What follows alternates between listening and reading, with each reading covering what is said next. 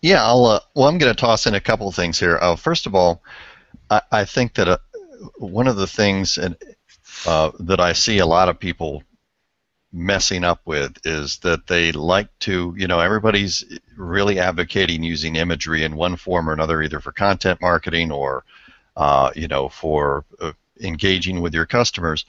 But they're making these mistakes where they're not really looking at the images that they're putting out. They're putting in it. They're using images for the sake of having something because they were told that will bring in more visitors to their blog or that will get them more customers.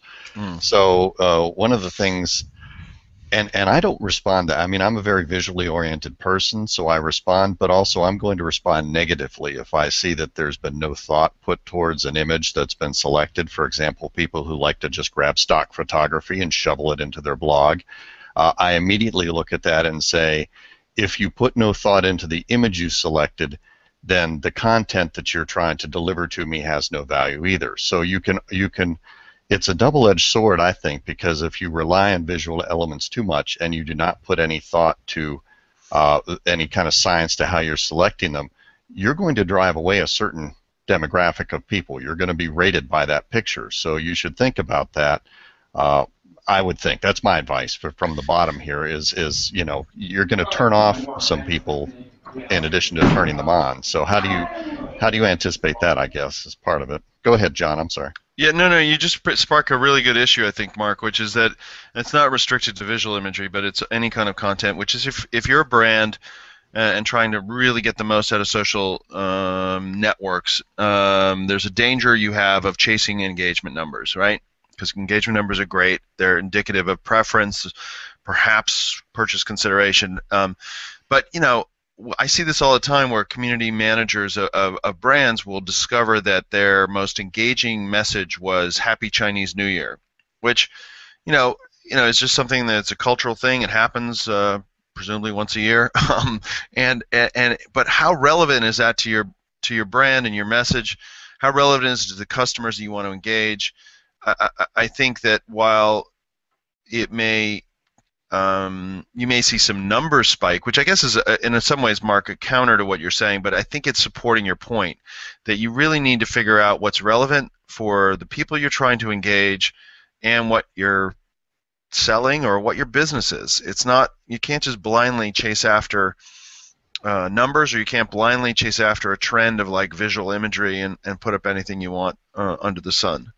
Right. Well, I mean, so what if you're getting likes and shares? Are the people liking and sharing something that is going to turn them into customers? I mean, so what if you're sharing the quote of the day and a nice little picture of a kitten or something like that? Yeah. Are you in the kitten business? Are you in the quote of the day business? And if you're not, it's nice that you're.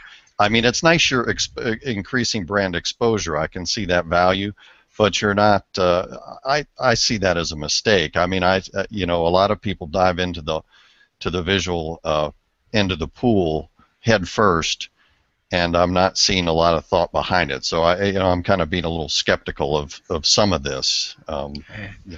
If I could add, Matt said said earlier about the quality of photography equipment that is available nowadays and what you can do with photos, but in the post edit with Photoshop, etc. And just because you know how to use these tools doesn't actually mean you really know how to use them for marketing or research purposes, etc. So I think that's a valid point to make as well. You still got to have that keen eye and that knowledge for what your customers are actually looking for and what you're actually trying to communicate in the first place. And your cute kitten point is well made in its own right. It's nothing worse than that. I like seeing the last thing I like to see first thing in the morning is a cute kitten staring at me out of a brandy glass saying, "Have a nice day" or something like that. Yeah. It's just not relevant to what I'm going through at that point in time.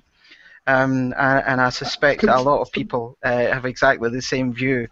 Getting back to your point you made about Happy Chinese New Year, it's it's probably not relevant. It's probably relevant to a whole load of people, Well, given the size of China, but no, well, not actually, the rest of the world.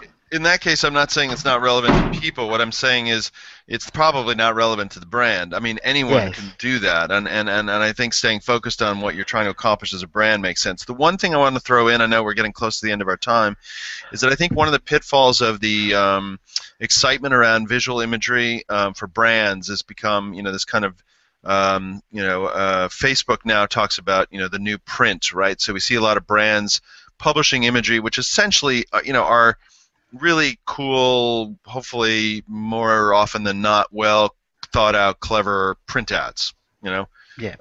Showing their product in a clever, highly relevant way or whatever. And there's nothing wrong with that. But I think that as the end game or kind of the expression of the ultimate best practice in visual engagement is probably a little short-sighted, and mostly because I think what that largely does is it generates lots of object clicks, likes rather, which, as we know, doesn't force the content down through my news feed. And, you have to comment, you have to share. It has to be that much. It has to require kind of inspire that much more engagement from the audience for me to pass it through my social graph of X number of friends. So I think we have to be careful that we don't just stop at creating imagery that a lot of people like. We have to go beyond that.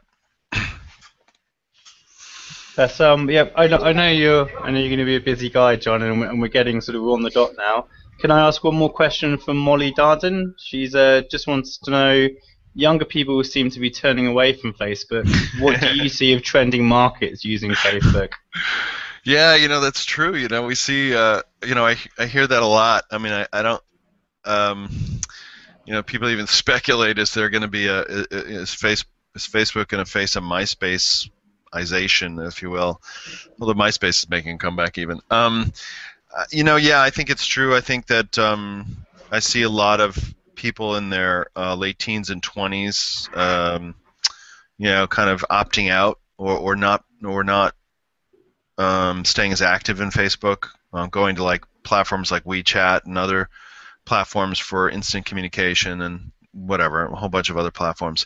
I think there's a real trend there. I don't think, for instance, it's going to undermine the role of Facebook as kind of the plumbing of our lives. I think the sheer vast numbers of that platform, across the world, will mean that we'll, kind of build it into our lives and come back to it again and again, even if we go off to engage in other platforms. That's my point of view.